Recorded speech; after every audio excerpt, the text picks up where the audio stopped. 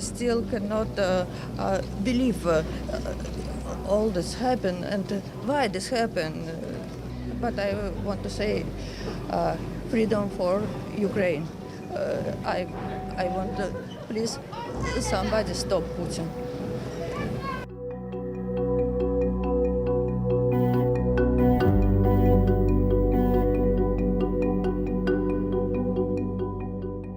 Ну, конечно, готов, но не сейчас, конечно, вот, в данное время, потому что вот, я не думаю, вот, это не моя война, вот, это, наверное, война, наверное, это русских и украинцев, это не моя.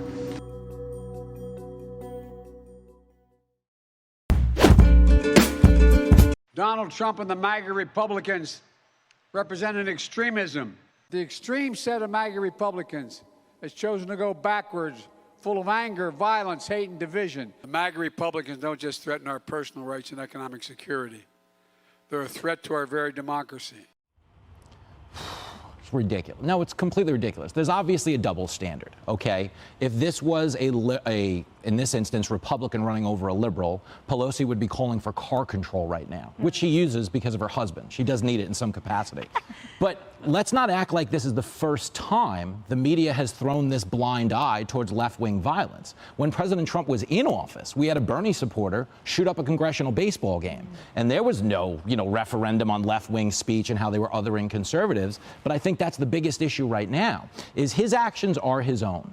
But we've entered a dangerous place where we have begun to other Republicans. It's now acceptable to chase them out of restaurants. Now to the war in Ukraine, where there has been growing international condemnation after Russia announced it would mobilize more reservist troops to fight. Errol Barnett joins us now with a look at where things stand in the conflict.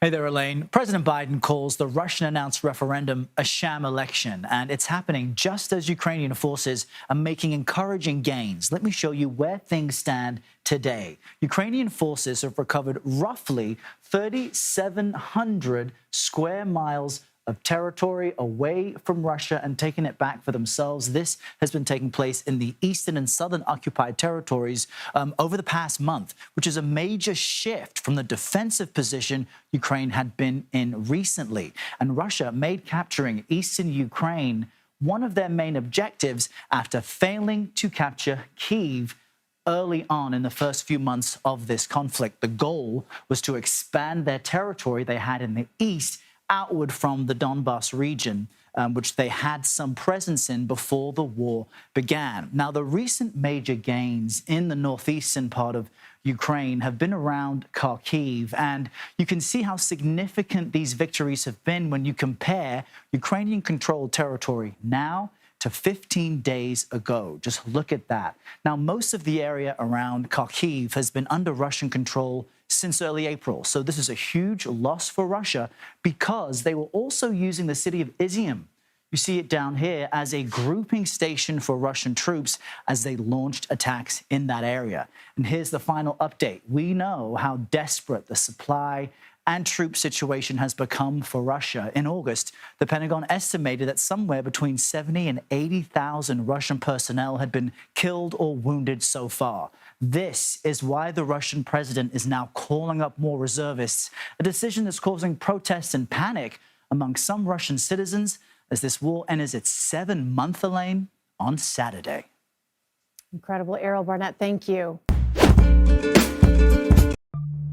NASA launched a special mission, and they hope it could potentially save the world one day. The agency sent a spacecraft on a collision course with an asteroid about 6.8 million miles from Earth. Dubbed Double Asteroid Redirection Test, or DART, it embarked on a 10-month journey in December. The impact will not destroy the asteroid, but NASA hopes it will adjust its orbit by 1%, enough to change its trajectory. Though no current threats exist, the mission will provide astronomers and scientists important data. Scientists say in the future, if the Earth is ever in the path of an asteroid or meteorite, this could prevent a catastrophe. Right now, what happens with our Earth, obviously it's a bigger threat to your and my life. What happens, frankly, in space weather is also a bigger threat because of our dependence on technology and kind of astronauts out there defending threats from deep space.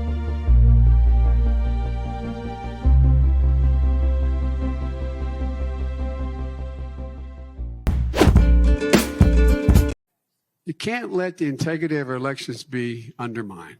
Democracy can't survive. It cannot survive. Not a joke.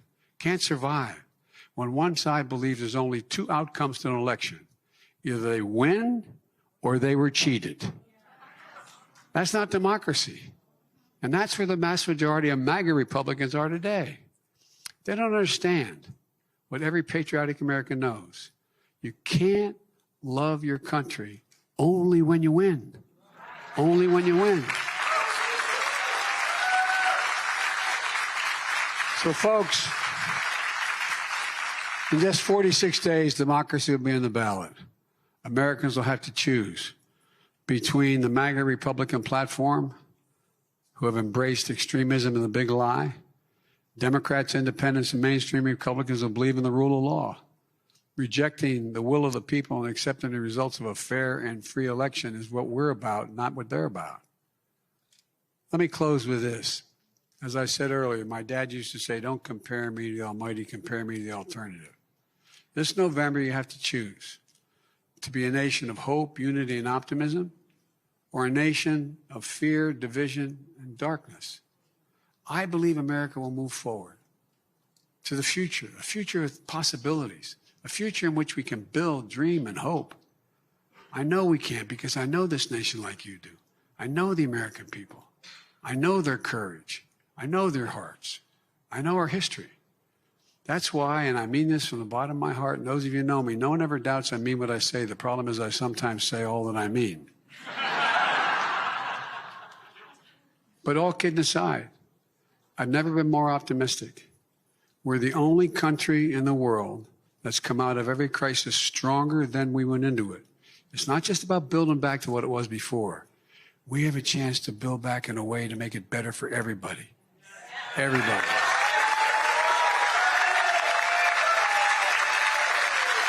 And I want to get back to the time when I'm debating Republicans who are conservative as heck but believe in the institutions.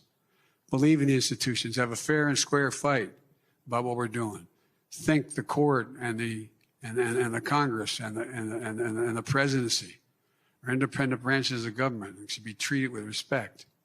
That's what I'm looking forward to. You just got to remember who in God's name we are.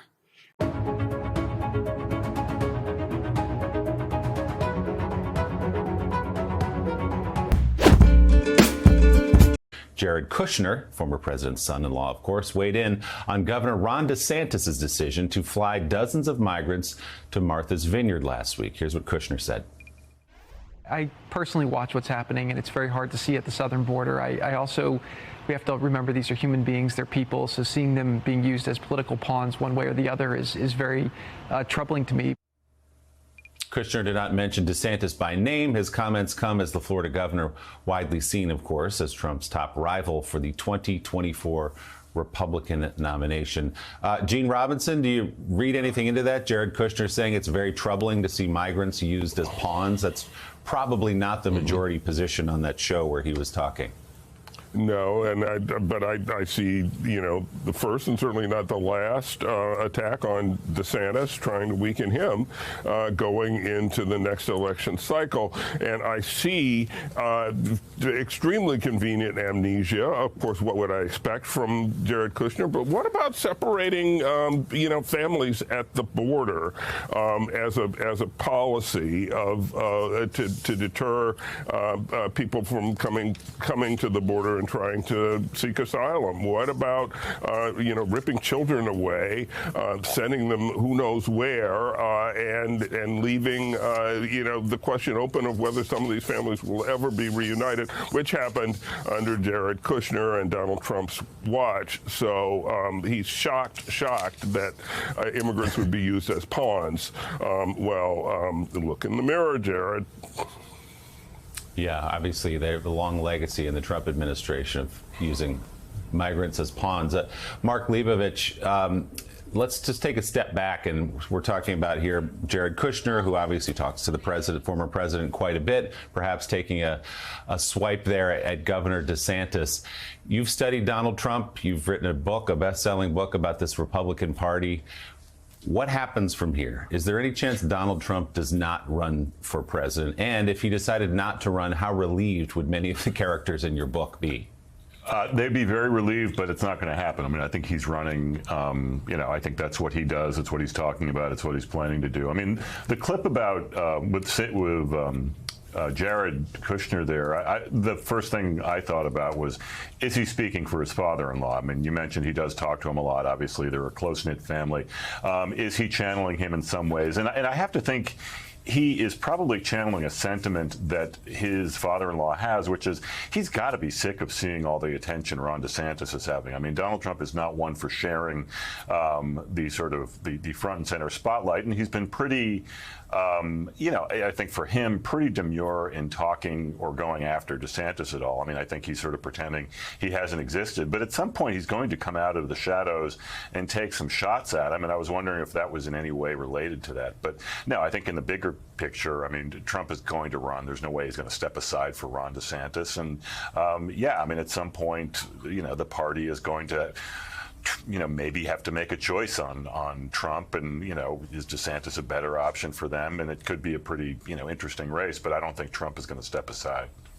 And just to put it back into context, we saw another poll this week that showed if they did run in a primary, Donald Trump wipes Ron DeSantis out by 40 points.